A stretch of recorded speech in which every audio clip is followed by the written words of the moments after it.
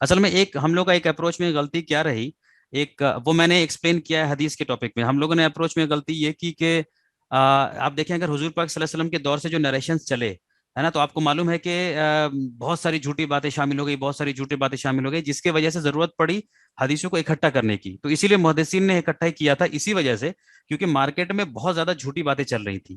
تو محدثین نے پھر اکٹھا کیا، ان تک جو چیزیں پہنچی اس میں سے 99% کو انہوں نے خود ہی ریجیکٹ کر دیا، 1% کو رکھا. ہماری غلطی یہ ہے جی کہ ہم نے اس کام کو ہی فائنل اتھارٹی مان لیا.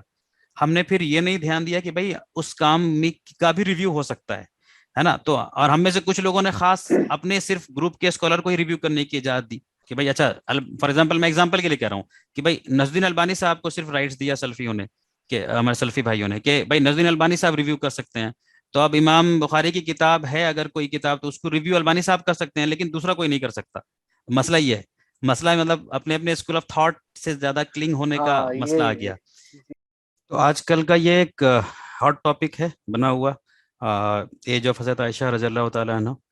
اور آپ جانتے ہیں کہ آج جو سچویشن چل رہا ہے ہمارے ملک میں، اس میں ایک کے بعد ایک اس طرح کے ایشوز کو ریز کیا جا رہا ہے.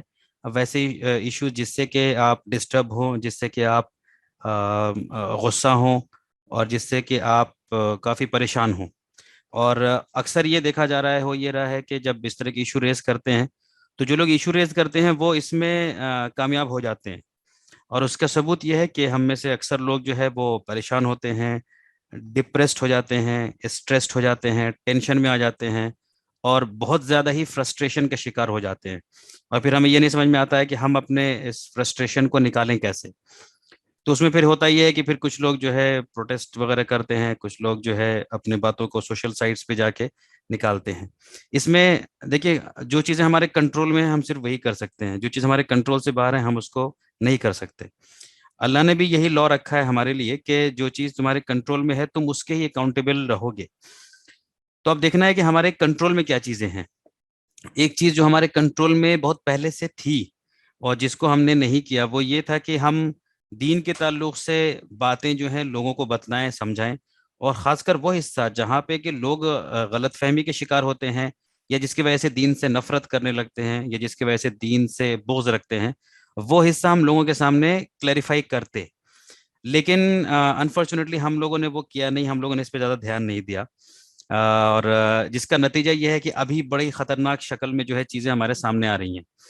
اب آپ امیجن کیجئے کہ اگر اس طرح کے ٹاپکس کو آپ پہلے ہی ڈسکس کر چکے ہوتے، یا اور بھی جو ٹاپک جو بھی آتا ہے کہ بھائی مسلمان نان ویج کیوں کھاتے ہیں، مسلمان عورتوں کے حقوق کو کیوں نہیں دیتے، اسلام میں ایکسٹریمزم کو کیوں بڑھاوا ملتا ہے، مسلمان ہر جگہ جاتے ہیں تو کیوں ہلہ ہنگامہ کرتے ہیں، جو بھی اس طرح کے مسکنسیپشنس ہیں، اس کو کلیئر کرنے کے لیے اگر ہم نے وقت پہلے دیا ہوتا تو آج چیزیں اتنی خراب نہیں ہوتی جتنی آج ہیں. تو بہرحال یہ چیزیں تو ہو چکی، یہ تو پاسٹ کی چیز ہیں. آگے کے لیے ہم لوگوں کے لیے سبق یہی ہے کہ دین کے چیزوں کو آپ اچھے ڈھنگ سے لوگوں کے سامنے رکھیے، ایکسپلین کیجئے، بتائیے.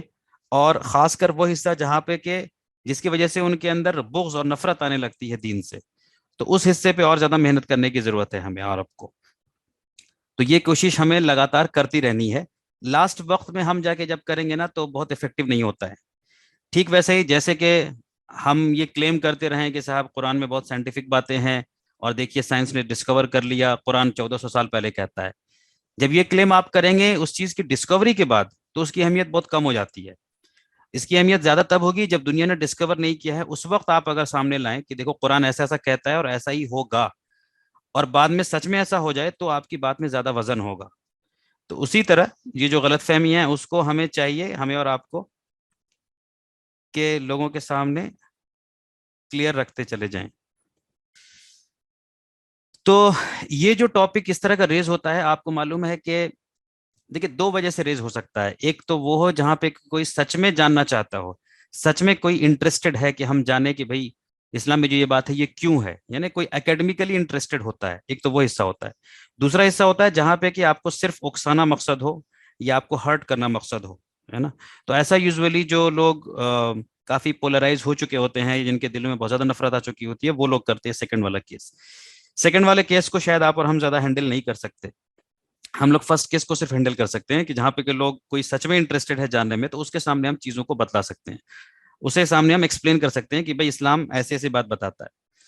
اور جب میں یہ کہہ رہا ہوں کہ اسلام ایسی بات بتلاتا ہے تو اس سینٹینس پہ ذرا دھیان دیجیے گا کہ اسلام کی بات ہمیں کرنی ہے. میں کیا چیز کو صحیح سمجھوں, آپ کیا چیز کو صحیح سمجھتے ہیں, فلاں صاحب نے کیا چیز کو صحیح سمجھا, یہ تھوڑا سا نیچے رہ جائے گا. ہمیں پہلے دیکھنا ہوگا کہ اونیسٹلی اسلام اس کی کیا بات کرتا ہے. اگر اسلام ایسی بات کر رہا ہے واقعی جو میری اپنی سمجھ کے ہٹ کر کے ہے, تو مجھے پھر اسلام کی ہی بات کو دیکھنا چاہیے, کہ ہو سکتا ہے میری بات کے سمجھنے میں کچھ کمی رہ گئی ہو. اگر آپ کوئی بات پہلے سے مانتے چلے آ رہے ہیں اور آپ کو اگر ثبوت کے ساتھ دکھایا جائے کہ بھائی یہ بات صحیح نہیں ہے, تو آپ کو وہ بات مان لینی چاہیے جو اسلام کی بات ہے. ادروائز کیا ہوتا ہے کہ ہم دیر سے مانتے ہیں, بعد میں مانتے ہیں, اور اپنی ہنسی اڑوا کے مانتے ہیں. جیسے میں ایک ایگزامپل کے لیے بتا رہا ہوں, پاسٹ میں ایسا ہوا ہم لوگوں کے یہاں کہ ہم لوگوں نے پاسٹ میں یہ سمجھا تھا ایک زمانے تک کہ فوٹوگرافی اور ویڈیوگرافی جو حرام ہے, فوٹو کھنچانا, ویڈیو بنانا, یہ حرام ہے, اور اس کے لیے ثبوت کے طور پہ ہم اپنے چیزوں کو دکھایا کرتے تھے. بٹ یہ بات ہے غالباً پری فیس بک ایرا کی, پری یوٹیوب ایرا کی. آج کے ڈیٹ میں زیادہ تر اسکالر, تقریباً سبھی اسکالر, تقریباً سبھی اسکول آف تھاٹ یہ مانتے ہیں کہ نہیں صاحب فوٹوگرافی اور ویڈیوگرافی الاؤڈ ہے. یہ وہی اسکول آف تھاٹ ہیں جو کل تک حرام کہتے تھے, آج اس کو حلال کہہ رہے ہیں. یہ وہی اسکالرس ہیں جو کل تک اس کو حرام کہتے تھے, آج نہ صرف حلال کہہ رہے ہیں بلکہ ان کے خود اپنے ویڈیوز یوٹیوب پہ پائے جاتے ہیں, ان کے خود فوٹوز جو ہے فیس بک اور دوسرے سوشل میڈیا پلیٹ فارم پہ پائے جاتے ہیں. تو ہوا کیا, یہ فیس بک کے ایجاد بننے کے بعد کیا اللہ نے کوئی نئی وہی بھیج دی؟ اللہ نے حلال کا کوئی نیا وہی بھیجا کہ بھائی اب تمہارے لیے فیس بک فوٹوگرافی اور ویڈیوگرافی حلال کیا گیا ہے؟ نہیں, کوئی نئی وہی نازل نہیں ہوئی. ہوا کیا, ہماری انڈرسٹینڈنگ میں فرق آ گیا. ہم پہلے کسی چیز کو سمجھ رہے تھے, بعد میں ہم نے سمجھا کہ نہیں ہماری سمجھ غلط تھی. تو ایسے کئی ساری چیزیں ہیں جس کو ہم نے پہلے حرام کہا تھا, اب ہم اس کو حلال کہہ رہے ہیں. کبھی ہم نے کافی کو حرام کہا تھا, اب اس کو حلال کہہ رہے ہیں. کبھی ہم نے مائک پہ اذان کو حرام کہا تھا, اب اس کو حلال کہہ رہے ہیں. کبھی ہم نے ٹائی پہننے کو حرام کہا تھا, شرٹ پہننے کو حرام کہا تھا, اب اس کو حلال کہہ رہے ہیں. تو اصل میں ہوا یہ کہ نئی وہی تو نہیں آئی, بلکہ ہماری انڈرسٹینڈنگ چینج ہو گئی, اور شاید صحیح ہو گئی ہماری انڈرسٹینڈنگ. تو ایز لانگ ایز چینج اگر پازیٹیو ڈائریکشن میں ہے تو اس میں کوئی حرج نہیں ہے.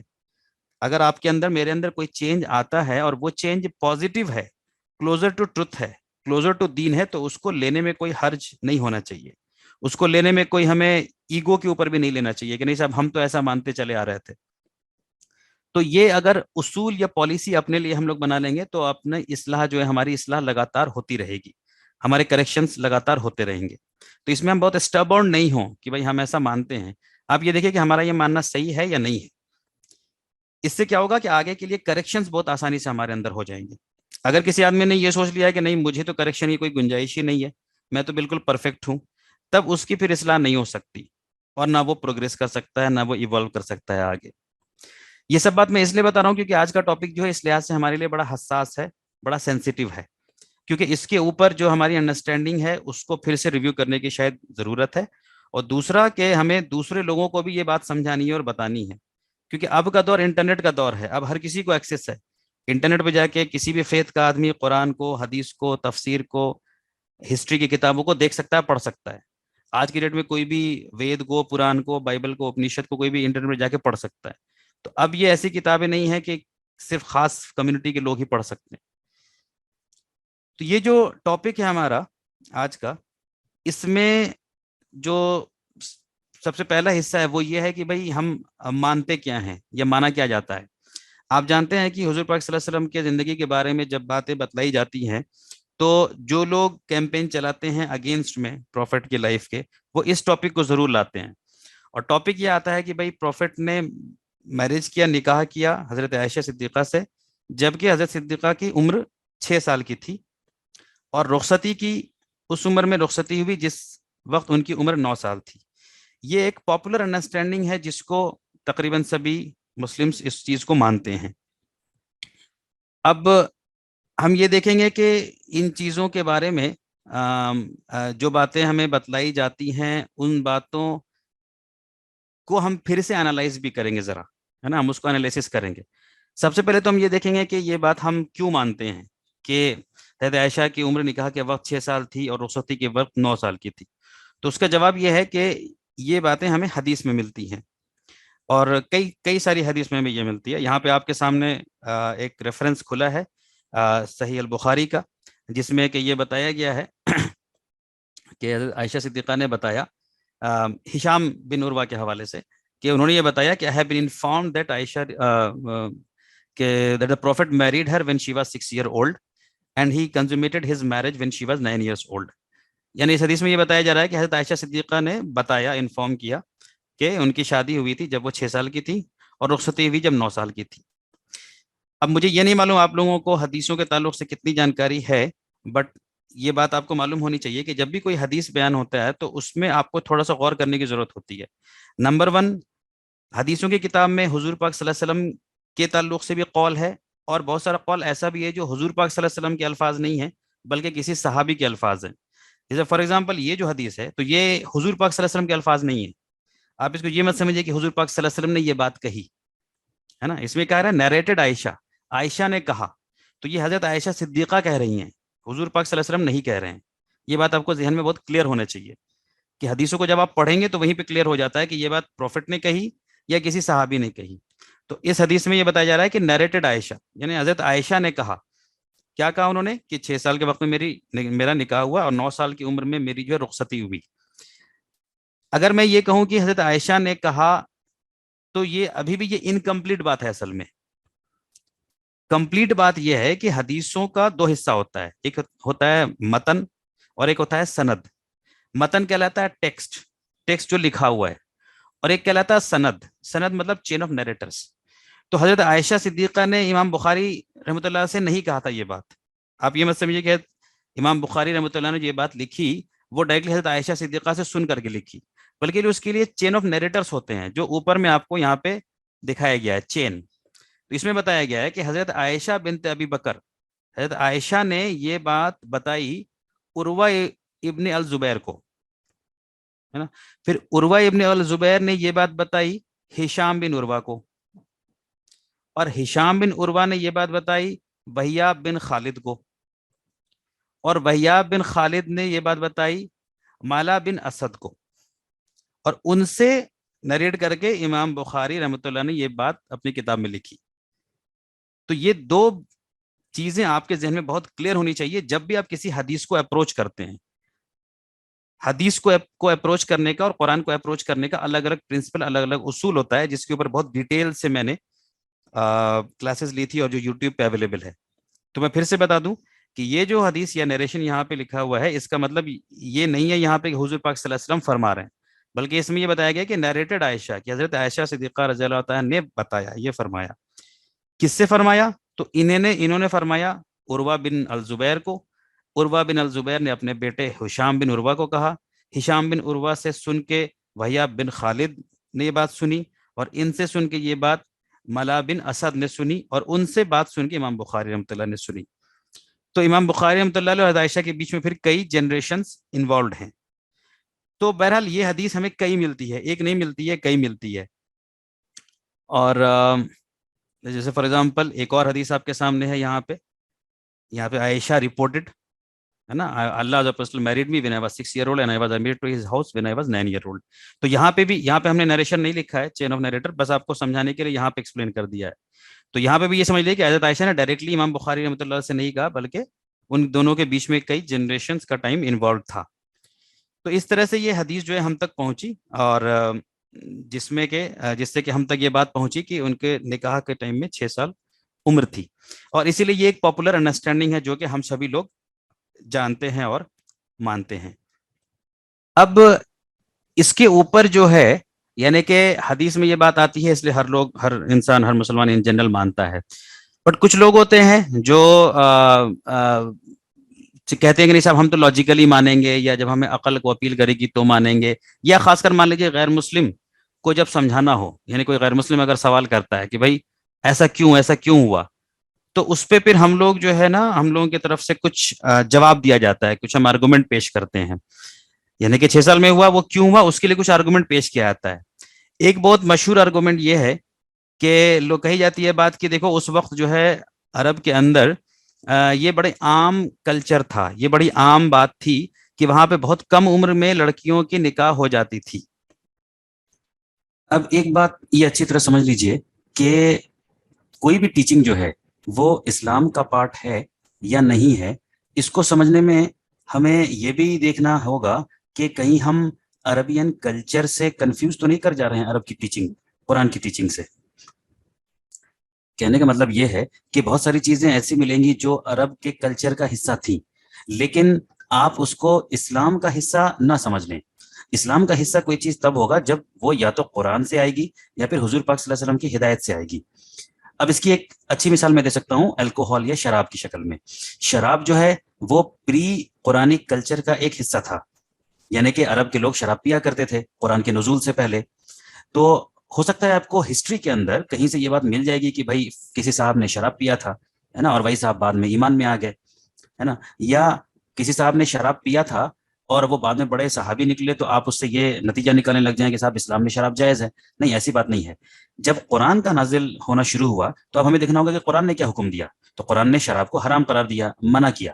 تو اس کا مطلب کہ اسلام میں شراب جائز ہے پینا؟ تو جواب ہے کہ نہیں۔ کیوں؟ کیونکہ قرآن منع کرتا ہے۔ اب سوال ہے کہ کیا اسلامک ہسٹری میں قرآن کے نازل ہونے سے پہلے ہمیں ملتا ہے ایسا ریفرنس کہ لوگ شراب پیتے تھے؟ جواب ہے کہ ہاں، قرآن کے نازل ہونے سے پہلے شراب پیا جاتا تھا وہاں پہ۔ ٹھیک اسی طرح شادی کا جو معاملہ ہے، تو ہو سکتا ہے کہ آپ کو ایسی مثال ملے کہ عرب کے اندر کسی لڑکی کی شادی کم عمر میں ہو گئی، یعنی کسی کی شادی 10 سال میں ہو گئی یا 11 سال میں ہو گئی یا 9 سال میں ہو گئی یا 10 سال میں ہو گئی، لیکن آپ اس سے اگر یہ سمجھنے لگ جائیں کہ اسلام اس کی اجازت دیتا ہے یا اسلام کی یہ ٹیچنگ ہے، تو یہ غلط نتیجے پہ آپ پہنچیں گے۔ آپ کو دیکھنا ہوگا کہ قرآن اس کے بارے میں کیا کہتا ہے۔ تو قرآن کے بارے میں یہ واضح طور پہ ہم آپ کو آگے کلیئر کر دیں گے کہ قرآن کی جو رہنمائی ہے وہ 8 یا 7 یا 9 سال کی بچی سے شادی کی اجازت نہیں دیتی ہے۔ تو ایک بار پھر سے سمجھ لیجئے کہ اگر عرب کے اندر آپ کو کوئی ایسی مثال ملے کہ کسی کم عمر کی بچی کی شادی ہوئی، تو اس کا مطلب یہ نہیں ہے کہ وہ اسلام کی ٹیچنگز ہو گئی۔ اسلام کی ٹیچنگ کے لیے آپ کو یہ دیکھنا ہوگا کہ قرآن نے کیا ہدایت دیا، اور کیا اگر ایسا کوئی 8 یا 9 سال کی بچی کی شادی ہو رہی ہے تو کیا وہ قرآن کے نازل ہونے کے بعد ایز اے مسلم کوئی پریکٹس کر رہا ہے؟ تو قرآن کی ہدایت کے خلاف اگر کوئی جا رہا ہے تو وہ غلط بات ہو جائے گی۔ اور کئی لوگ ایسا بھی کہتے ہیں کہ صاحب عرب کے اندر جو ہے لڑکیاں جلدی پیوبرٹی کو پہنچ جاتی تھیں، تو کوئی پہنچ جاتی ہوں گی، لیکن یہ سمجھنا کہ پیوبرٹی پہ پہنچتے ہی شادی ہو جانا ہے، ایسے بھی غلط بات ہے۔ یعنی ایسا اسلام نے نہیں کہا کہ بھائی کوئی لڑکی بالغ ہو جائے تو فوراً اس کی شادی کر دو۔ تو ان چیزوں کو آپ آپس میں مکس کر کے کسی غلط نتیجے پہ نہ پہنچیں۔ آپ کو یہ بات سمجھ میں آ رہی ہے جب ہم کہتے ہیں کہ 6 سال کی عمر میں نکاح، then do you really understand کہ اس کا مطلب کیا ہوتا ہے؟ 6 سال کا مطلب کیا ہوتا ہے؟ میں آپ کو بتاتا ہوں 6 سال کا مطلب کیا ہوتا ہے۔ السلام علیکم ورحمۃ اللہ وبرکاتہ۔ آئیے میں آج آپ کو اپنی بچی سے ملاتا ہوں۔ آئیے رومیسا۔ السلام علیکم۔ وعلیکم السلام، کیسی ہیں؟ ٹھیک ہے۔ یہ میری بچی ہے رومیسا، اور یہ کلاس 1 کمپلیٹ ہو گیا ان کا، اب یہ کلاس 2 میں آ گئی۔ کلاس 2 میں آپ آ گئی ہیں نا؟ اچھا، آپ اسکول میں جانا اچھا لگتا ہے، مزہ آتا ہے؟ اچھا، گڈ۔ تو اب میرے اوپر بہت ساری ذمہ داریاں ہیں ایز اے فادر، جیسے ان کے ایجوکیشن کا دھیان رکھنا اور ان کے دوسری ضروریات کو پورا کرنا۔ تو رومیسو، آپ کو کیا شوق کیا ہے آپ کا؟ آپ کو کیا چیز کرنا اچھا لگتا ہے؟ آرٹسٹ بننا اچھا لگتا ہے، آپ آرٹ کرتی ہیں؟ اچھا اچھا، بڑی ہو کے کیا بننا چاہتی ہیں آپ؟ آرٹسٹ بننا چاہتی ہیں۔ کھیلنے میں کیا اچھا لگتا ہے آپ کو؟ ڈال سے کھیلنا اچھا لگتا ہے۔ تو میری بہت ساری ذمہ داری ہے ان کو لے کے۔ اب ایک ذمہ داری یہ بھی ہے کہ میں ان کی اچھی جگہ شادی کروں، ایک اچھے جگہ سے۔ تو اب میں سوچ رہا ہوں کہ چونکہ یہ 6 سال تقریباً یہ 6.5 ایئرس کی ہیں، تو اب میں سوچ رہا ہوں ان کے لیے کوئی اچھا سا رشتہ بھی ڈھونڈوں اور ان کے لیے ان کی شادی کا انتظام کروں۔ تو رومیسو، آپ شادی کریں گی؟ نہیں کریں گی؟ کیوں؟ ابھی آپ بچی ہیں۔ اچھا، یہ کہہ رہی ہے کہ یہ بھی بہت بچی ہے، 6.5 سال کی ہو گئی ہیں اور بہت بچی ہیں یہ۔ تو پھر آپ کو کب کرنا چاہیے؟ بعد میں؟ کالج میں جانے کے بعد۔ تو 6.5 سال کی ہو گئی ہیں، پھر بھی یہ کہہ رہی ہے کہ میں بچی ہوں، ابھی شادی نہیں کریں گی۔ لیکن ہم لوگ جو اسلام کے تعلق سے جو بات جانتے ہیں وہ یہ جانتے ہیں کہ ہمارے نبی حضرت محمد صلی اللہ علیہ وسلم نے حضرت عائشہ صدیقہ رضی اللہ عنہا سے تب نکاح کیا جب حضرت عائشہ صدیقہ کی عمر 6 سال کی تھی۔ یہ ہم نے سنا ہے، یہ ہم نے سیکھا ہے، اور نکاح کے وقت 6 سال کی عمر تھی اور رخصتی کے وقت 9 سال کی عمر تھی۔ تو اگر یہ ایک حقیقت ہے تو پھر ہم لوگوں کو بھی اس ٹریڈیشن کو، اس سنت کو زندہ کرنے کی کوشش کرنی چاہیے۔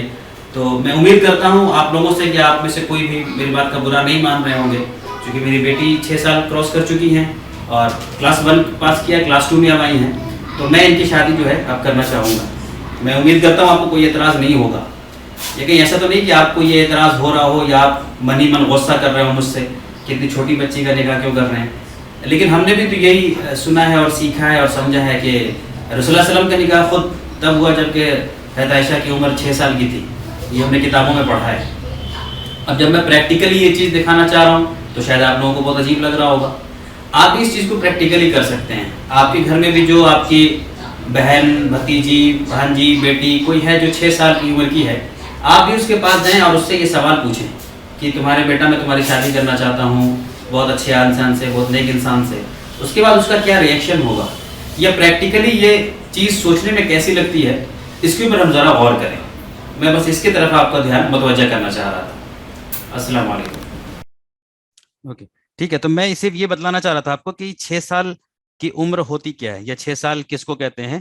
یہ آپ نے پڑھا تو کتابوں میں پڑھا تو, لیکن پریکٹیکلی آپ اس کو کرنے جائیے کہ جب جو 6 سال کی بچی ہو جو بھی آپ کے گھر میں ہو اس سے آپ جا کے شادی کی بات کر کے دیکھیے, پھر دیکھیے کہ ان کا رسپانس کیسا رہتا ہے. تو یعنی جو چیز تھیوری میں آپ مان رہے ہیں اس کو تھوڑا پریکٹیکل بھی کرنے کی کوشش کیجیے.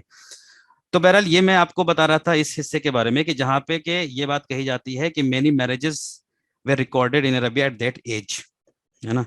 دوسری بات یہ بھی کہی جاتی ہے کہ وہاں کا موسم بہت گرم تھا یا گرم ہے, اس کی وجہ سے لڑکیاں جلدی پیوبرٹی کو پہنچ جاتی تھی, بہت جلدی جو ہے وہ میچور ہو جاتی تھی.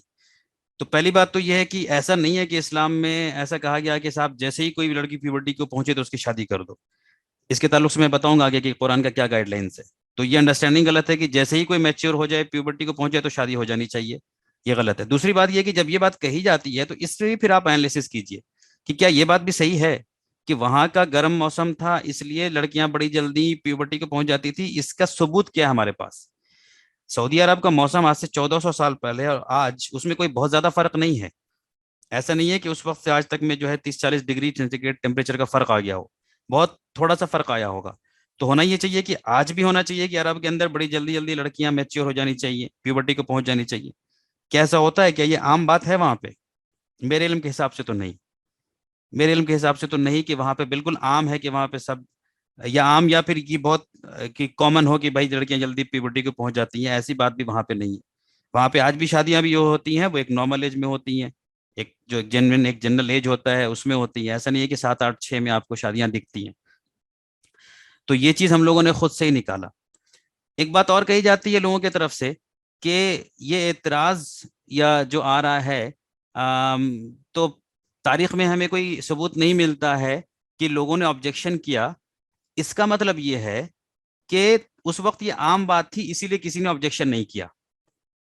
آپ سمجھ رہے بات کو؟ یعنی یہ بات کہی جاتی ہے کہ دیکھیے صاحب ہمیں ہسٹری میں کوئی آبجیکشن کا تو نہیں ثبوت ملتا ہے کہ نان مسلمس کی طرف سے آبجیکشن کیا گیا ہو اس شادی پہ. اس کا مطلب یہ ہوا کہ وہ لوگ سمجھ رہے تھے کہ یہ ایک عام چیز ہے اسی لیے آبجیکشن نہیں کیا گیا. تو یہ بات ہو سکتا ہے کہ صحیح ہو, لیکن اس کے ساتھ ساتھ یہ بات بھی تو صحیح ہو سکتا ہے کہ بھائی ہو سکتا ہے کہ شادی ایسی ہوئی نہیں ہو جس میں کہ حضرت عائشہ کی عمر 6 سال کی تھی. تو جب شادی ہوئی نہیں ہو اس عمر میں تو پھر آبجیکشن بھی نہیں آیا ہوگا. یعنی یہ بھی اس کا ایک پہلو ہے.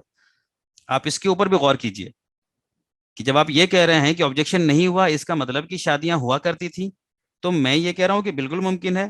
لیکن یہ بھی ممکن ہے کہ آبجیکشن نہیں آئے اس کا مطلب کہ وہ شادی ایسی ہوئی نہیں تھی جس میں کہ ان کی عمر 6 سال کی تھی. ہو سکتا ہے کہ حقیقت کچھ اور ہو. اب دیکھیے آپ حضور پاک صلی اللہ علیہ وسلم پہ جو اعتراض ہوا ہے بہت سارے لوگوں نے کیا ہے, جس کو قرآن نے بھی کیپچر کیا ہے. ان کو میجیشین بھی کہا گیا, پوئٹ بھی کہا گیا ہے نا, مجنو بھی کہا گیا, بہت ساری چیزیں کہی گئی. لیکن ایسی چیز کوئی نہیں کہی گئی جس کے سے کہ یہ ثابت ہو کہ صاحب انہوں نے کم عمر کی ایک بچی سے شادی کی. ایسا بھی کوئی ریکارڈ ہمیں جو ہے نہیں ملتا ہے. تو اب سوال یہ ہے کہ اس کی پھر حقیقت کیا ہے, یعنی کہ اس کے پیچھے حقیقت کیا ہے.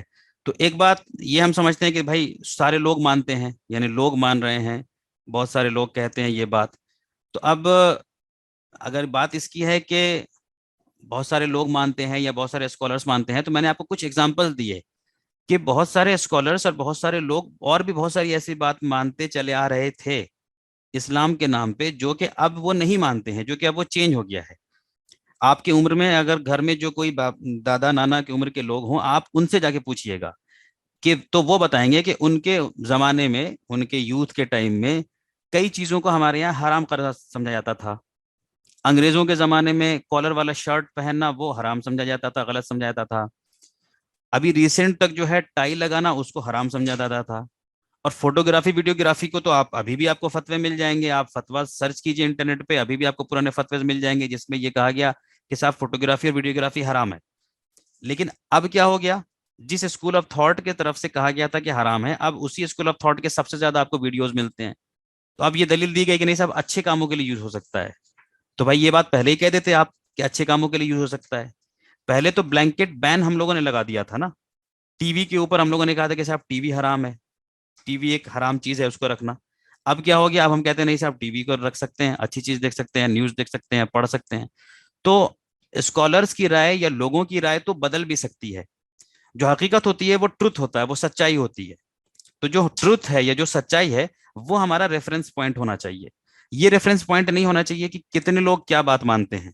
بہت سارے، جس ٹائم گیلیلیو نے ڈسکور نہیں کیا تھا تو گیلیلیو کے بتانے سے پہلے پوری دنیا یہ مانتی تھی کہ ہماری زمین جو ہے وہ اسٹیشنری ہے، ارتھ اسٹیشنری ہے. لیکن جب گیلیلیو نے بتایا کہ نہیں ارتھ اسٹیشنری نہیں ہے بلکہ یہ روٹیٹ ریوالو کر رہا ہے، تو پھر بعد میں دنیا نے بھی ماننا شروع کر دیا. تو لوگوں کا ماننا نہ ماننا جو ہے وہ چینج ہوتا رہتا ہے. آپ کے لیے ریفرنس کیا ہے؟ آپ کے لیے جو فرقان ہے، جو قرآن ہے، جو ٹروتھ ہے، اس کو دیکھیں گے کہ صاحب وہ کیا بات کہہ رہی ہے. ورنہ ہم پھر آگے پروگریس نہیں کر پائیں گے. تو تاریخ میں بھی ہوا ہے کہ ہم نے کئی چیزوں کو پہلے حرام سمجھا ہے، بعد میں ہم نے اس کو پھر حلال سمجھا ہے، ہم نے اس کو حلال کیا ہے. تو اگر ہم آج بھی کوئی ایسی چیز سمجھ رہے ہیں جو ٹروتھ سے الگ ہے اگر، تو اس سے اپنا موقف چینج کرنے میں کوئی زیادہ ہمیں شرمندگی نہیں ہونی چاہیے. تو ابھی میں آپ کو صرف کچھ چیزیں دکھا رہا ہوں، آپ اس کے اوپر خود سے غور کیجئے، ہے نا. یہ غور آپ کو کرنا ہے. کچھ لوگ یہ بھی ایک دلیل دیتے ہیں کہ یہ کم عمر کی نکاح جو ہے یہ حضور پاک صلی اللہ علیہ وسلم کے لیے صرف تھا ایکسیپشن کے طور پہ. یعنی یہ چیز صرف حضور پاک صلی اللہ علیہ وسلم کے لیے رکھا گیا تھا کہ وہ کم عمر کے لڑکی سے بھی نکاح کر سکتے ہیں. لیکن آپ یہ یاد رکھیے کہ جو ایکسیپشن حضور پاک صلی اللہ علیہ وسلم کے لیے رکھا گیا شادی کے تعلق سے، اس کو قرآن نے بالکل کلیئرلی ڈاکومنٹ کیا ہے. سورہ احزاب کی آیت نمبر 50 کو آپ دیکھیں تو اس میں حضور پاک صلی اللہ علیہ وسلم کے میرجز کے ایکسیپشن کو پورا ڈیفائن کر دیا گیا ہے.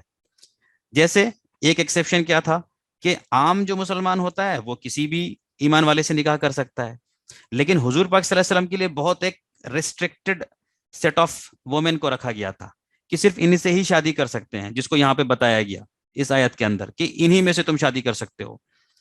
تو اسی طرح یہاں پہ ایک حضور پاک صلی اللہ علیہ وسلم کے لیے ایک ریسٹرکشن تھا جو عام ایمان والوں کے لیے نہیں تھا. پھر اسی آیت کے اندر دوسرا ایک حضور پاک صلی اللہ علیہ وسلم کے لیے فلیکسیبلٹی تھی جو عام مومنوں کے لیے نہیں ہے. جیسے کہ عام مومن کے لیے اپ ٹو 4 تک کرنے کے تھا، پروفٹ کے لیے کیا تھا کہ 4 کے علاوہ بھی وہ کر سکتے ہیں، لیکن within these women only, صرف انہی میں سے کر سکتے ہیں. تو ایکسیپشن جو بھی بیان ہونا تھا حضور پاک صلی اللہ علیہ وسلم کے لیے وہ اس آیت میں بیان ہو گیا. تو پورے قرآن میں کہیں یہ بیان نہیں ہوا کہ پروفٹ کے لیے ایکسیپشن ہے کہ وہ کسی 6 سال کی لڑکی سے نکاح کر سکتے ہیں. پورے قرآن میں کہیں بیان نہیں ہوا ہے. تو یہ کہنا کہ ان کے لیے ایکسیپشن تھا اس کی کوئی دلیل نہیں ہے ہمارے پاس. اب بات یہ آتی ہے کہ جب ہم نے میں نے یہ کہا کہ یہ حدیث کی کتاب میں، یعنی اب آپ کے ذہن میں یہ سوال آ سکتا ہے کہ بھائی کلیئر کٹ تو حدیث میں یہ بات لکھی ہوئی ہے کہ 6 سال میں نکاح، 9 سال میں رخصتی، پھر کیوں آپ اتنا جو ہے اس کو ایشو بنا رہے ہیں؟ بات تو کلیئر کٹ ہو گئی. تو بات کمپلیٹ نہیں ہے، کیونکہ آپ کو پھر یہ سمجھنا پڑے گا کہ حدیث کی کتاب جو ہوتی ہے وہ کلیکشن آف نریشنز ہوتا ہے، اس میں کلیکشن کیا گیا ہوتا ہے.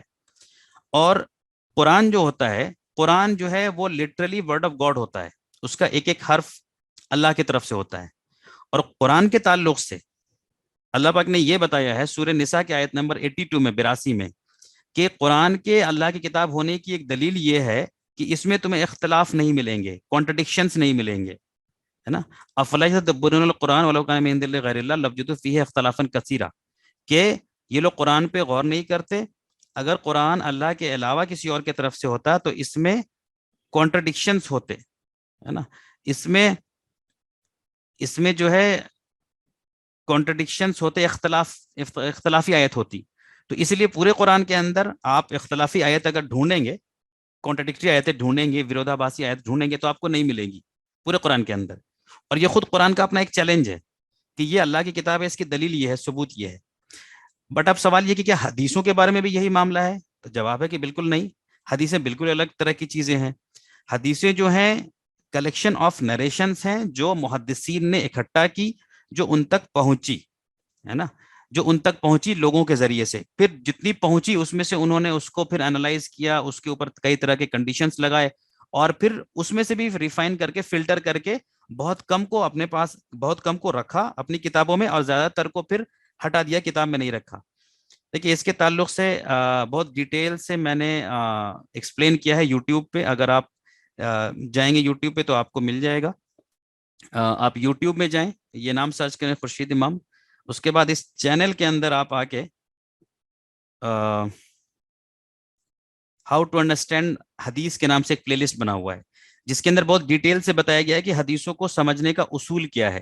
اور اس کے اندر جو ہے آپ کو 10 پارٹ میں ویڈیوز ملے گا، اور اس میں ایکسپلین کیا گیا ہے حدیثوں کے تعلق سے کہ حدیثوں کو کیسے سمجھا جائے، حدیثوں کا ایشو امپورٹنٹ کیوں ہے، پرنسپلس فار انڈرسٹینڈنگ حدیث بیان ہوا ہے کہ حدیثوں کو سمجھنے کا اصول کیا ہے نا.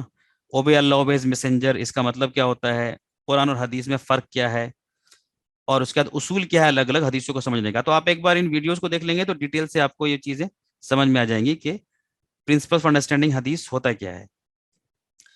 وہ اس لیے آپ کے لیے سمجھنا آسان ہے، ورنہ ہو سکتا ہے یہاں پہ کئی چیزیں نہیں سمجھ میں آئیں گی. تو اسی لیے حدیثوں میں کیا ہوتا ہے کہ ہر طرح کے نریشن کو جمع کر لیا جاتا ہے. تو بعض اوقات ایسا بھی ہوتا ہے کہ اس میں کانٹراڈکٹری نریشنز بھی ہوتے ہیں، ورودابھاسی نریشن بھی ہوتے ہیں. جیسے یہاں پہ آپ کے سامنے میں ایک دکھا رہا ہوں. اب آپ کے سامنے اسی صحیح بخاری کی حدیث ہے نا، صحیح بخاری کی حدیث ہے جس میں یہ لکھا ہوا ہے کہ حضور پاک صلی اللہ علیہ وسلم کی موت یا انتقال تب ہوا جب ان کی ایج 60 تھی. یہاں پہ لکھا ہوا ہے کہ 60 سال کی عمر میں ان کا انتقال ہوا. اور اسی کے ٹھیک نیچے آپ دیکھیں اگر تو آپ کو جامعہ ترمذی کی ایک حدیث ملے گی جس میں لکھا ہوا ہے کہ the prophet died when he was 65 years old. ٹھیک ہے، یہاں پہ لکھا ہوا ہے کہ وہ 65 ایئر کی اولڈ میں ڈیتھ ہوا. تو اب آپ کو یہاں پہ، اب آپ کس کو مانیں گے؟ یہاں پہ 60 لکھا ہوا ہے، یہاں پہ 65 لکھا ہوا ہے. ہو سکتا ہے آپ زیادہ تحقیق کریں گے، زیادہ ریسرچ کریں گے تو آپ کو لگے گا کہ یہ 60 والی بات زیادہ معتبر ہے. ہو سکتا ہے کہ کوئی دوسرا آدمی دوسرے اینگل سے ریسرچ کرے اور وہ اس نتیجے پہ پہنچے کہ نہیں 65 والی بات زیادہ معتبر ہے. اور یہ بھی ہو سکتا ہے کہ کوئی تیسرا آدمی اور زیادہ ریسرچ کرے اور وہ پائے کہ نہ 60 والی بات صحیح ہے نہ 65 والی صحیح ہے، بلکہ 3 والی بات زیادہ صحیح ہے. تو آپ الگ الگ نتیجوں پہ پہنچ سکتے ہیں، یہ ممکن ہے. کم سے کم درجے کی بات یہ ہے کہ آپ یہاں پہ یہ سمجھ لیجئے کہ حدیثوں کے اندر آپ کو کانٹراڈکٹری روایت بھی مل سکتی ہیں، اور ڈھیر ساری ہیں، ایک نہیں ہے، مطلب ڈھیر ساری ہیں، جہاں پہ کہ کہیں پہ ایک بات ملی اور کہیں پہ اس سے الگ ٹکراتی ہوئی دوسری بات ملی. اور اس میں کوئی حرج اس لیے نہیں ہے کیونکہ ان محدث تک جو بھی چیزیں پہنچی as per their best knowledge, انہوں نے اس کو ڈاکومنٹ کر لیا، انہوں نے اس کو لکھ لیا. اب یہ بعد کے لوگوں کے اوپر ہے کہ بعد کے دور کے لوگ جو ہیں وہ اس پہ فردر غور کریں، اور اگر انہیں لگے کہ نہیں ان دونوں میں سے ایک بات ہی صحیح ہے دوسری بات صحیح نہیں ہے تو وہ پھر اس کو ویسے ہی اپروچ کریں. اب یہ تیسری حدیث یہاں مل رہی ہے، اس میں یہ بتایا گیا ہے کہ ابن عباس reported that Allah's messenger stayed in Makkah for 15 years، یعنی نبوت کے بعد وہ مکہ میں 15 سال رہے. تو 40 + 15 55، اور اس کے بعد وہ 10 سال وہاں رہے، مدینہ میں رہے. تو 55 + 10 وہاں پہ 65 ہو گیا. تو اب یہاں پہ آپ کو ایک اور حدیث مل رہی ہے، تو یہاں بھی 65 ہے، یہاں بھی 65 ہے، اور صحیح بخاری میں 63 مل رہی ہے آپ کو، ایٹ دا سیٹ آف 60 مل رہی ہے. تو ایسی ایک حدیث نہیں بلکہ بہت ساری حدیث ہے جہاں پہ کہ آپ کو کانٹراڈکٹری چیزیں ملتی ہیں. کہیں پہ آپ کو اب نمبرز آپ دیکھیں گے تو کئی سارے کانٹراڈکٹری نمبر ملیں گے. تو اس میں آپ کو زیادہ پریشان ہونے کی ضرورت نہیں ہے. اگر آپ نے یہ سمجھ رکھا تھا کہ حدیثوں کی دنیا ایسی ہے کہ وہ ان کے اندر کانٹراڈکشن نہیں ہوتا جیسے قرآن کے اندر، تو یہ آپ کی غلطی ہے. آپ کو اپنی انڈرسٹینڈنگ صحیح کرنی ہوگی. اگر آپ نے یہ سمجھا تھا کہ حدیثوں کا مقام وہی ہے جو قرآن کا مقام ہے، تو پھر یہ آپ نے غلط سمجھا تھا. اس میں آپ کو اپنی انڈرسٹینڈنگ صحیح کرنی پڑے گی، ورنہ آپ بہت ساری اس طرح کی روایتوں کو نہیں سمجھ پائیں گے. اب میں ایک اور ایگزامپل دے رہا ہوں یہاں پہ. اب یہاں پہ صحیح بخاری کی حدیث ہے، اس میں یہ لکھا ہوا ہے صحیح بخاری کی حدیث میں کہ سلیمان علیہ السلام نے کہا، سلیمان علیہ السلام نے کہا کہ وہ 90 وومن کے ساتھ سوئیں گے ایک رات میں. یہاں دوسری ایک حدیث ہے صحیح البخاری کی ایک اور ہے جس میں لکھا tonight I will sleep with 90 women. تیسری ایک حدیث ہے یہاں پہ، یہ بھی صحیح البخاری کی ہے، جس میں the prophet Solomon said today I will go around with 100 women of whom will deliver. چوتھا ایک حدیث ہے یہاں پہ، یہ بھی صحیح البخاری، یہ چاروں بخاری کی حدیث ہے. Allah's prophet Solomon who had 60 wives said today I will have with all my wives. 60 بیویوں کے ساتھ جائیں گے. اب اس حدیث کو آپ دو چیزوں پہ ضرور غور کیجئے، بعد میں غور کیجئے گا. نمبر 1 کہ غالباً ایک ہی واقعہ ہے، اس ایک واقعے میں کہیں پہ 60 کا نمبر آ رہا ہے، کہیں پہ 90 کا نمبر آ رہا ہے، کہیں پہ 100 کا نمبر آ رہا ہے. تو ایک تو آپ کو کانٹریڈکٹری نمبر آ رہا ہے کیونکہ کسی خاص واقعے کے تعلق سے یہ حدیث بیان ہوا ہے. دوسری بات یہ آپ کو اپنے کامن سینس میں غور کرنے کی بات ضرورت ہے کہ کیا یہ ممکن ہے دنیا کے اندر کسی بھی آدمی کے لیے کہ وہ ایک رات میں اپنے 60 یا 90 یا 100 بیویوں کے پاس جائے اور جا کے پھر الگ الگ ان کے پاس ٹائم بتائے. اب میں یہ آپ کے اپنے کامن سینس اور آپ کے عقل کے اوپر چھوڑتا ہوں کیونکہ 24 گھنٹے کا کنسیپٹ بہت زمانے سے چلا آ رہا ہے. ایسا نہیں ہے کہ سلیمان علیہ السلام کے ٹائم میں ہمارا دن جو ہے وہ 24 گھنٹے کا نہیں بلکہ 400 گھنٹے کا ہوا کرتا تھا. تو اسی 24 گھنٹے کے صرف رات کی بات ہو رہی ہے. یعنی یہاں بات صرف 24 گھنٹے کی نہیں ہے بلکہ صرف رات کے حصے کی بات ہو رہی ہے. تو رات کے اندر کتنا گھنٹہ ہوگا؟ 8 گھنٹہ، 9 گھنٹہ، 10 گھنٹہ، 11 گھنٹہ، 12 گھنٹہ، 15 گھنٹہ ہوگا. تو اس 15 گھنٹے میں آپ کو یہ بتایا جا رہا ہے کہ وہ 60 یا 90 یا 100 اپنی بیویوں کے پاس گئے. جانے کا مطلب ایسا نہیں ہے کہ وہ ٹچ کر کے آ گئے، کوئی گیم ہو رہا ہے. ٹھیک ہے نا؟ تو اب یہ میں آپ کے اپنے کامن سینس کے اوپر سوچ چھوڑتا ہوں کہ آپ اس پھر نریشن کو کیسے دیکھتے ہیں.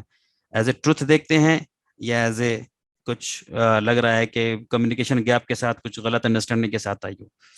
بہرحال میرا یہاں پہ صرف آپ کو اس طرف متوجہ کرنا مقصد تھا کہ اگر آپ یہ سمجھ رہے ہیں کہ حدیثوں کی کتاب میں کانٹرڈکٹری بات نہیں ہو سکتی ہے تو یہ آپ کی غلط فہمی ہے. ایک ایگزامپل میں نے صرف دکھایا، اور بھی بہت سارے ایگزامپل ہیں بٹ ٹائم کی وجہ سے میں نہیں دکھاؤں گا. اب جیسے یہاں پہ ایک حدیث ہے آپ کے سامنے، یہ بھی صحیح دونوں بخاری کی حدیث ہے. Allah's messenger forbade the offering of two prayers after the morning prayer till the sun rises and after the asr prayer till the sun sets. منع کیا انہوں نے. اور دوسری حدیث آپ کو وہی ملیں گی، اللہ messenger never missed 2 رکعت before the fajr prayer and after the asr prayer openly and secretly.